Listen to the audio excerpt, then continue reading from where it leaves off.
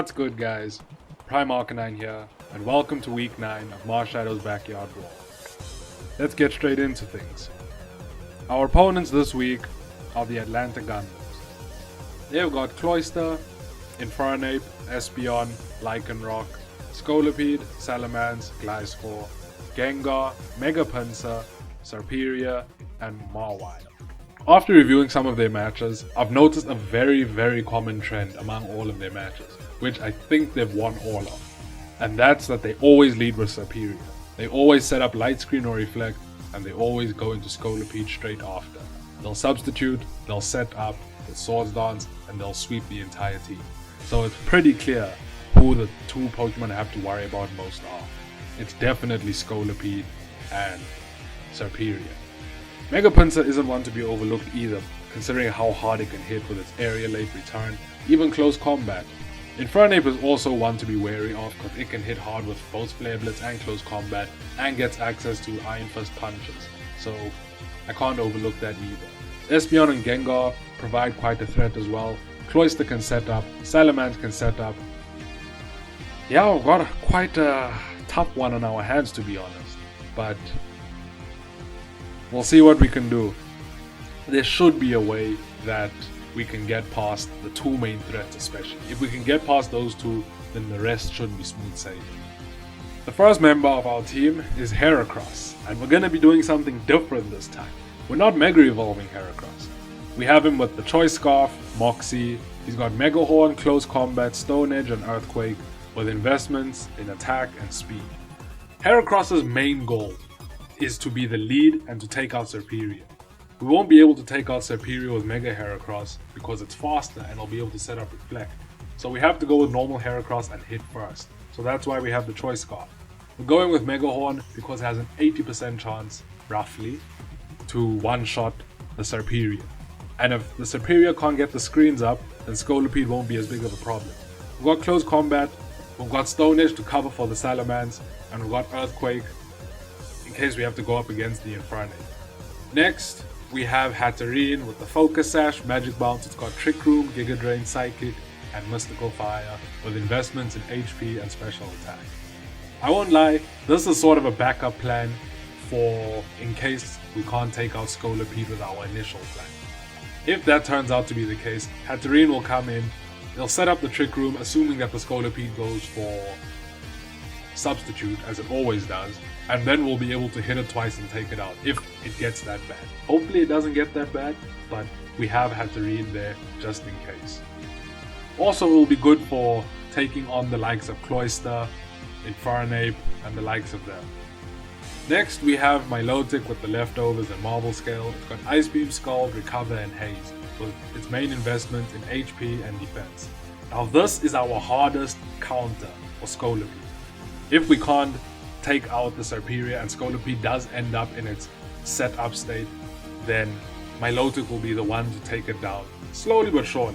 We have Haze to get rid of the Swords Dancers, we've got Skull to try and burn it, and we've got our main investments in HP and defense so that we can tank any hit that it tries to throw at us. Even at +4, it won't be able to one-shot us, so we should be able to take it on. Milotic's also good for going up against Gliscor, it's good for going up against Infernape and Salamence. So essentially, it actually walls most of his team. So Milotic will be a very important Pokemon though. Next, we have Mismagius with the Choice Specs, Levitate. It's got Mystical Fire, Psychic, Shadow Ball, and Energy Ball with investments in special attack and speed. We've got Mismagius here as sort of a revenge sweeper, if you want to call it that.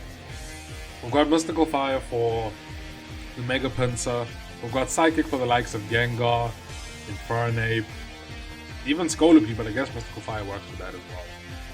And we've got Energy Ball for Cloyster and Lycanroc.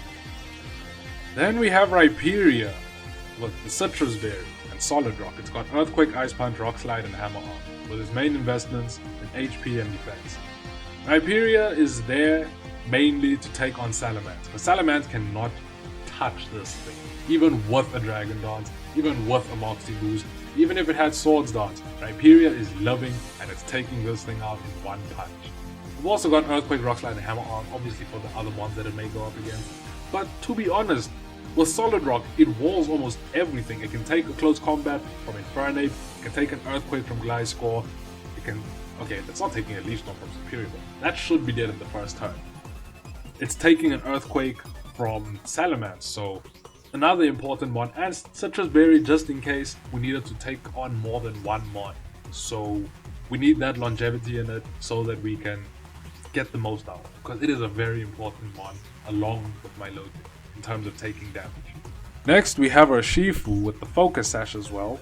It's got Unseen first, it's got Aqua Jet, Surging Strikes, Ice Punch and Close Combat, with its main investments in attack and speed.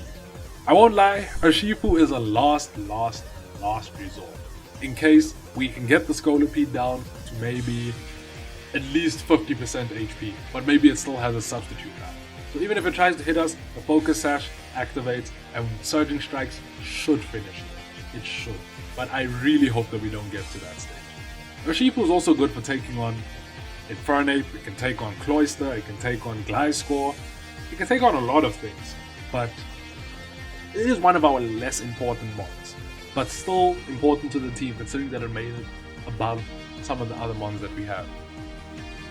Well, there's no surprise here. Serperior, Scolipede, Salamence, all the ones that I was afraid of. Even Infernape, to be honest, I was kind of worried about that, but the main three are here. Obviously, we're leading with Heracross and we're going for the Mega Horn, because there's a 99% chance he's going to lead with that Serperior. So, right now, we just have to hope that Mega Horn doesn't miss.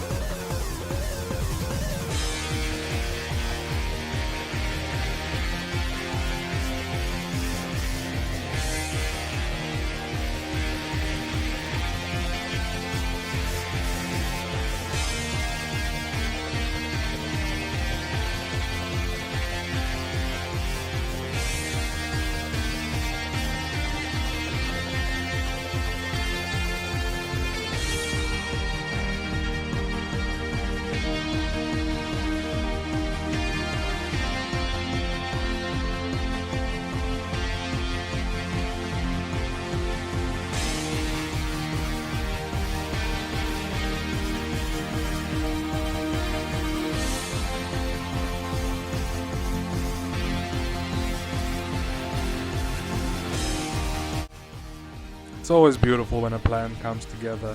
Heracross took the Serperior out in one hit. The Scolipede had no chance after that, even though it did come close to taking out Milotic. Cloyster tried setting up, but Milotic didn't let that happen, or didn't make it worth anything. Got a very critical burn. And Salamence, I can't lie, I didn't calculate for the Outrage, but Rhyperior still managed to tank that and take it out in the one punch. Another successful week, another win, and another step closer to the playoffs. Thanks for watching. I'll see you guys next time.